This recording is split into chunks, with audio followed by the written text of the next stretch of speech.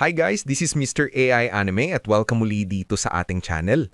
Ito na mga tol ang Sakamoto Days Chapter 238. Gaya ng dati, bago tayo magsimula, huwag kalimutang mag-subscribe at i-like ang video na to dahil napakalaking tulong na yan sa ating channel. Bale, natapos ang ating last chapter sa Sakamoto Days kung saan bumagsak ang sinasakyang sasakyan ni na Mr. Sakamoto. Tinulungan naman ni Boiled si Shin kung saan nagbitiw ito ng isang suntok na siyang nagtulak ng bahagya kay Gozo. Samantala, bigla namang bumalik si Gozo at Torres sa kanilang sasakyan dahil sa naramdaman ni Torres ang paparating na dalang kamalasan ni Atari. At kasunod dito ay inatake sila ni Shishiba at Osaragi. Ngayon, atin ang simulang talakayan ng susunod na chapter ng Sakamoto Days at ito ay ang chapter 238.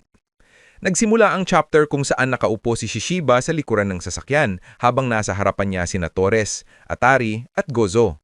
Si Tanabata naman ay wala na sa driving seat at mapapansin din na hindi na maayos ang pagtakbo ng sasakyan. Nakangiting sinabi ni Shishiba na nagpunta siya dito para tuparin ng kanyang utang na loob at tugon naman ni Gozo na napakabait niya para gawin pa iyon. Pagkatapos ng maikling pag-uusap ay agad na sumugod si Shishiba. Gamit ang kanyang martilyo ay inatake niya ito na nagawa namang pigilan ni Gozo gamit lang ang kanyang palad. Sunod-sunod na nagpapakawala ng atake si Shishiba na nagagawa namang iwasan at pigilan ni Gozo.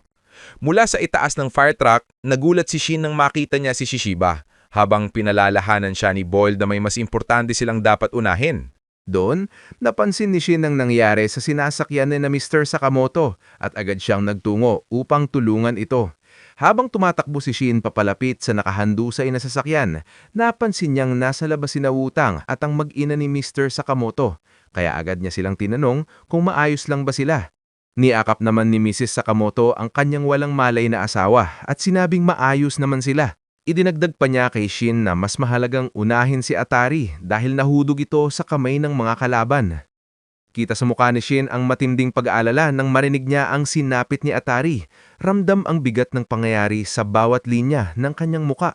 Paglipat naman ng eksena kay Atari, makikita siyang kinakabahan at takot na takot habang sa mismong harapan niya ay nagbabanggaan sa mabilis na palitan ng atake sina Shishiba at Gozo. Tila may naisip namang plano si Shishiba kung saan biglang binaliktad niya ang hawak nitong martilyo at ibinaon ito sa isang bahagi ng sasakyan. Mula roon, inangat niya ang maliit na bahagi ng kotse gamit ang martilyo at saka ito ibinato patungo kay Gozo. Tumama ang bahagi ng sasakyan sa mukha ni Gozo dahilan para pansamantala siyang mawalan ng paningin kay Shishiba. Dahil dito, nagkaroon si Shishiba ng pagkakataong umatake.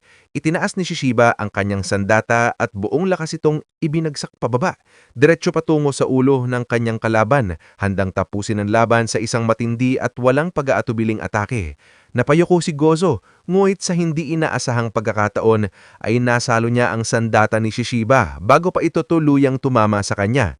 Makikita rin sa kanyang mga kamay na unti-unting nag-iipon ng enerhiya, senyales na naghahanda siyang magpalabas ng kuryente anumang sandali. Sa isang iglap, pinakawalan ni Gozo ang kuryente na agad nagtungo at tumama sa sandata ni Shishiba. Dahil dito, mabilis nang binitawan ni Shishiba ang kanyang sandata at umatras upang makaiwas sa pagkalat ng enerhiya. Inangat naman ni Gozo ang kanyang kamay at nag-ipon muli ng enerhiya sabay hagis patungo kay Shishiba. Tumalon si Shishiba pakaliwa upang umiwas at ang atake naman ay bumulusok pabagsak sa kalsada.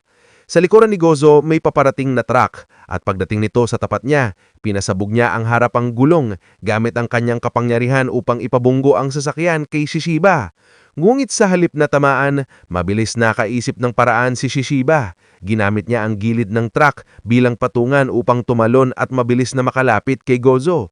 Nagtagumpay si Shishiba sa kanyang plano at ginamit ang kanyang kanang paa upang sipain ito.